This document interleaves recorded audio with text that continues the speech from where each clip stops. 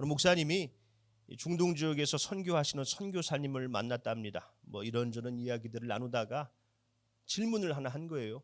선교사님은 언제가 가장 두려우십니까? 목사님 생각에는 다 두려울 것 같다는 거예요. 그도 그럴 것이 이 선교사라는 신분이 발각되면은 뭐 그 자리에서 죽임을 당할 수도 있는 그런 지역이었거든요. 그런데 선교사님은 발각되는 것도 체포되는 것도 순교를 하는 것도 떠나올 때 하나님께서 그 마음을 준비시켜 주셨기 때문에 두렵지 않다는 거예요. 그런데 한 가지는 그렇게 두렵답니다. 하나님의 임재가 느껴지지 않을 때 그때가 가장 두렵대요. 그렇죠. 하나님의 임재를 경험해 본 사람들은 알 겁니다. 늘 주님과 동행하며 감사와 찬송이 넘쳐나고 소외되고 어려운 이웃들에게 그리스도의 사랑을 전하 그렇게 살아갔던, 그러나 어느 순간 감사는 사라지고 찬양도 사라지고 이 불평과 원망으로 가득 차 있는 내 모습을 발견할 때 내가 좀 주님과 멀어졌구나 느끼게 되지요. 제가 또 그런 것 같아요. 입술로는 주님을 경외한다고는 하지만 마음으로는 먼 것 같습니다.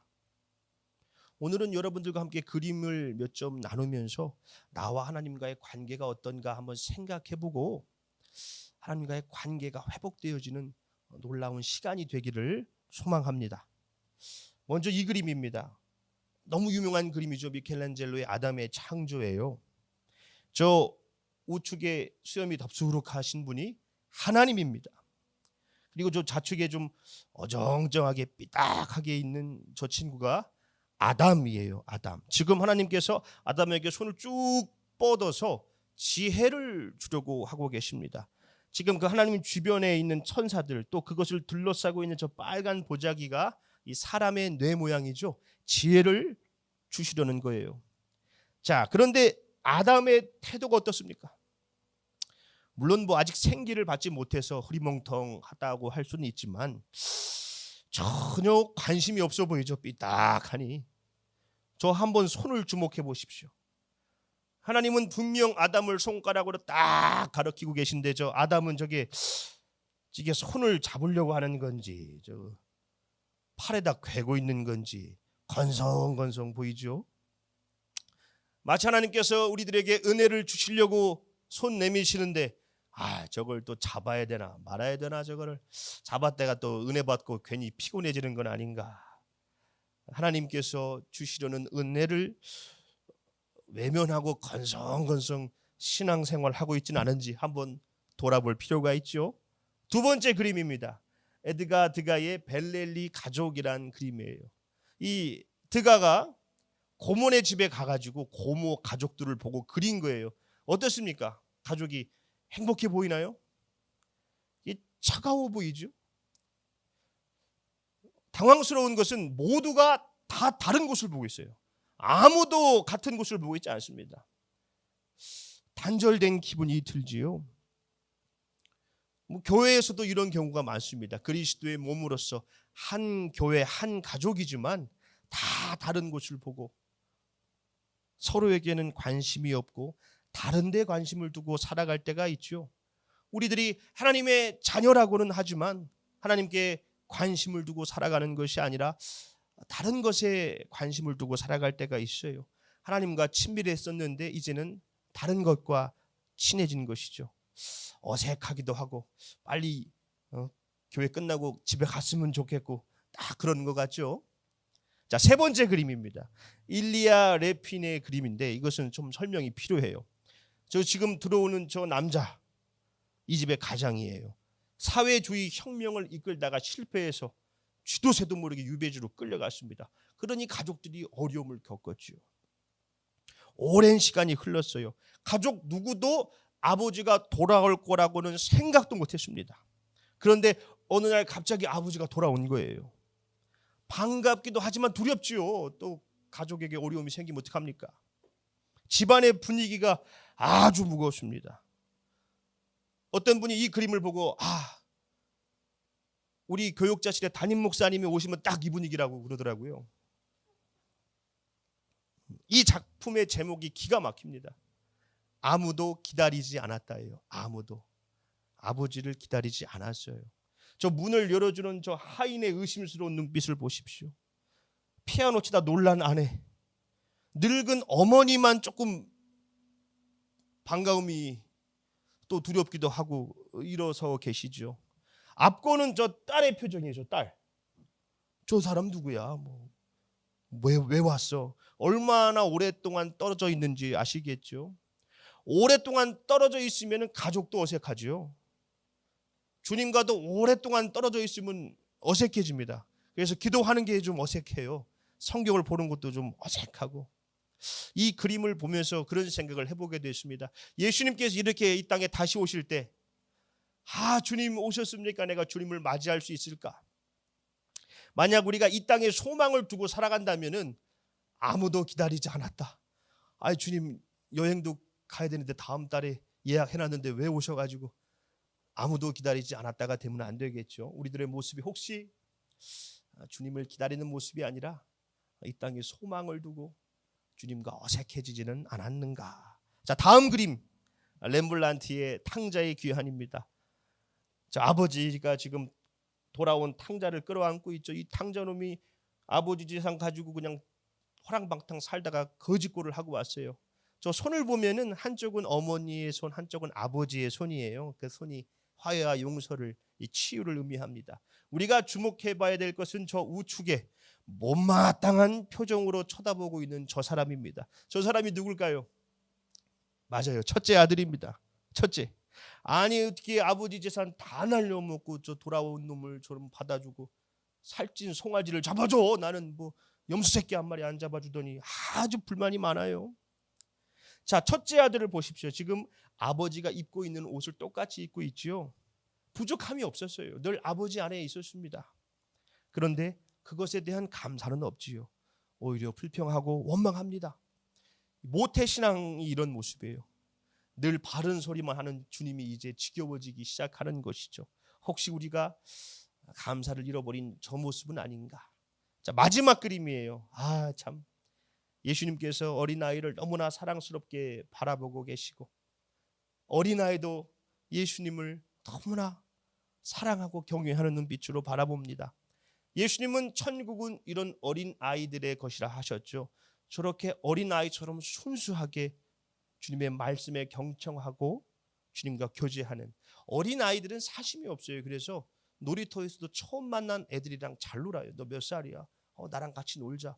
처음 보는데 너무 순수해서 그래요. 만약에 우리가 밖에 나갔는데 누가 다가와가지고 너 몇 살이야? 나랑 같이 놀자. 그러면 경찰서에 신고할 거 아니에요. 근데 아이들은 안 그렇죠. 그런 순수한 아이들의 나라가 천국이라는 것이죠. 이런 자들은 물가에 심기운 나무와 같습니다. 우리 행복한 교회가 이런 어린 아이의 모습으로 늘 주님 안에 있기를 소망합니다. 오늘 본문 말씀을 보겠습니다.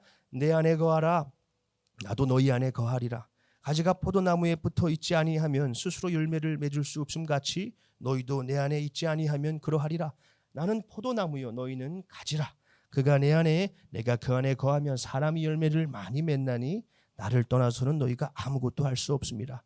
예수님은 당신을 포도나무요 우리를 가지라 하셨지요. 내 안에 거하라. 이것은 무엇입니까? 지속적인 관계를 맺으라 하는 거예요. 잠깐 거라는 게 아니죠. 어려움이 있을 때 거하라, 시험이 있을 때 거하라, 그런 것이 아니라 늘 주님과 교제하라는 것이죠. 포도나무가 줄기에서 떨어져 나가면 열매를 맺을 수 없듯이 우리들 역시 주님과 멀어지고 어색해지고 불편해서는 열매 맺는 삶을 살아갈 수가 없겠지요. 제가 베트남 단기 선교 갔었을 때 거기는 야자수가 많아요. 가는 데마다 야자수를 대접을 해줘요. 그거 참 시원하고 달고 맛있죠. 그런데 한 번은 그 야자나무의 열매가 썩은 거가 있는 거예요. 제가 저거는 진짜 못 먹겠구나. 제가 현지인에게 저거는 썩어서 못 먹겠네요. 그랬더니 당신이 먹은 게 저거라는 거예요 지금. 그러면서 야자 열매는 붙어만 있으면 된대요. 그 얘기를 듣는데 그렇구나. 붙어만 있으면 맛있는 열매가 되는구나. 그렇구나. 우리도 붙어만 있으면 포도나무 되시는 주님께 붙어만 있으면 썩은 것처럼 보여도 가능성이 없는 것처럼 보여도 열매 맺는 삶을 살아갈 수 있겠구나. 그런 생각이 들었습니다. 제자들이 배를 타고 가버나움으로 가다가 풍랑을 만나요. 혼비백산 됐는데 그때 예수님께서 바다 위를 걸어오시죠. 그러고는 제자들에게 그래요. 나다, 두려워하지 말아라. 그랬더니 제자들이 주님인 것을 보고 기뻐서 배로 영접을 합니다. 우리 요한복음 6장 21절 말씀입니다. 이에 기뻐서 배로 영접하니 배는 곧 그들이 가려던 땅에 이르렀더라. 제자들이 예수님을 보고 기뻤어요. 와, 예수님이 오셨구나. 기뻐만 했죠. 그리고 그 예수님을 배로 영접했습니다. 그러자 그들이 가려던 땅에 도착했어요. 밤새 아무리 노를 젓고 난리를 쳐도 갈 수 없었거든요. 그런데 예수님을 영접하고 기뻐했더니 그들이 가려던 땅에 이르는 것이죠. 나를 떠나서는 너희가 아무것도 할 수 없다.